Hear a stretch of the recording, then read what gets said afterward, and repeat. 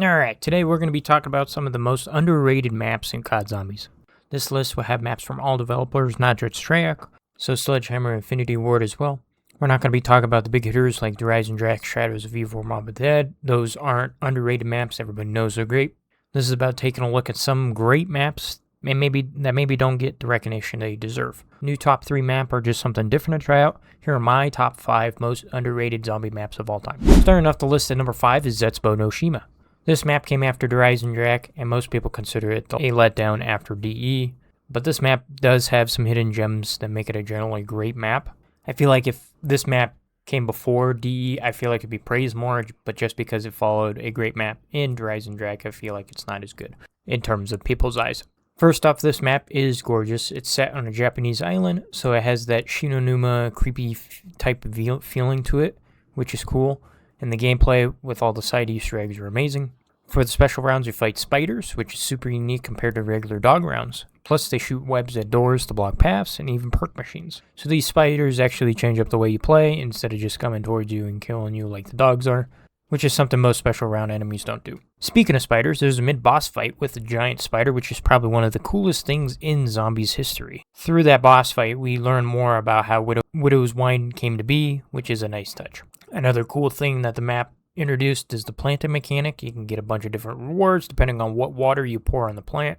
The wonder weapon and the special weapons are some of the strongest in the game, and even the KT-4 can be used with the plants as well, which is a nice touch. The boss fight is against a mutated Takeo. It is quite easy and underwhelming, but the cutscene after it makes up for it. Overall, I think this is a great map. It can be tedious to keep doing the Easter egg every so often, and you do need to have a certain gobble gum just to even do the Easter egg, but it's still an underrated map in my opinion. Number 4 is Zombies in Spaceland from Infinity War. This is the disc map on the infamous game Infinite Warfare, and this is one of my personal favorite maps of all of COD Zombies. This map takes place in the 80s at an amusement park. Like the rest of the Infinite Warfare Zombies, there's a celebrity cast that plays a part in the Easter egg. The guy from SpongeBob, David Hasselhoff, is in this map and he's great. This map has a coin system where you place coins in the machines to get abilities and score streaks, kind of like how we have score streaks today. This was unique for the time. The wonder weapon, while not most impressive, is still super awesome. I like how it's kind of like the elemental wonder weapons, but as alien guns. Obviously, some aren't as good as others. It's the same with every other elemental take on the weapons. There's some that are better than the others.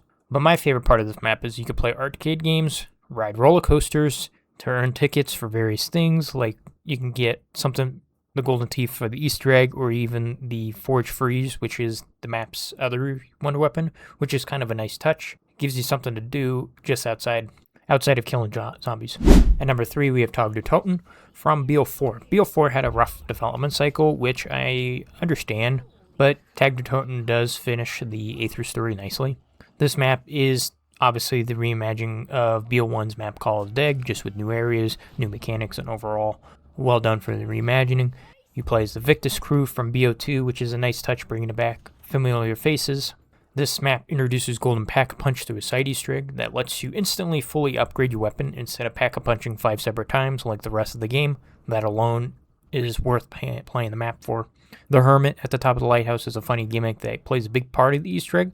There are 2 wonder weapons in this game, which are different from BO1, BO1's Call of the Dead, which I wish they would have just used those and just changed it up, but I digress.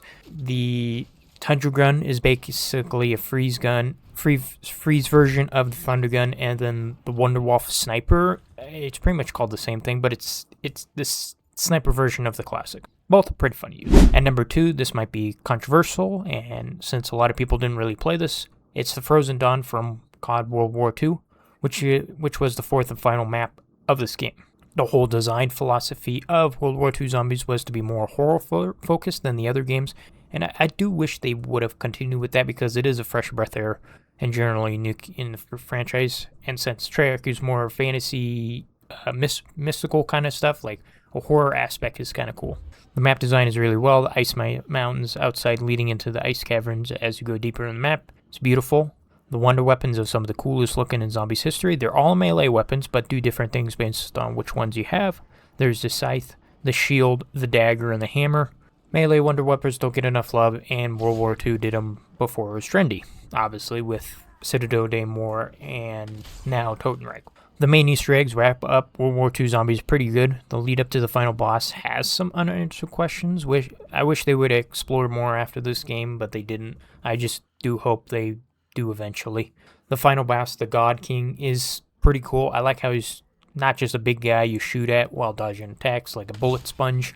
He has some interesting phases that keep you on your toes. Number 1 is a great map that never got any marketing promotion. It's never got the chance because of the state of the game at the time. If you haven't been able to guess, it's Dead of Night with Beautiful. Dead of Night is a Chaos story map that takes place before the other Chaos maps in English Mansion, which is a cool setting right off the bat. The mansion layout isn't that hard to navigate once you play it once or twice. The bosses of this map are cool. The first time you see that werewolf after opening a Pack-a-Punch area makes them seem so scary, which BO4 didn't really have all that much. Besides maybe 9 with their arena champions, which it's not as cool as it. You can also do a side Easter egg for silver bullets, which makes these werewolves pretty easy to kill. That's obviously a unique mechanic that no other map has, as far as I know. The Nosferatus are in the map as well. They're basically vampire-type creatures that add even more enemy variety since Chaos obviously introduced a lot of enemies. I feel like if they just had like certain enemies on each map, I feel like the Chaos Story maps would be a lot better.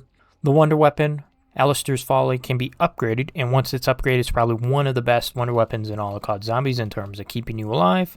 The Easter egg, while it can be long and sometimes tedious, since it is this one's more focused on Easter egg than the other maps, it's still a masterpiece in itself. The boss fight, while not the best and compared to other BO4 zombies, which is fighting just a big werewolf that can turn invisible, it's still pretty awesome.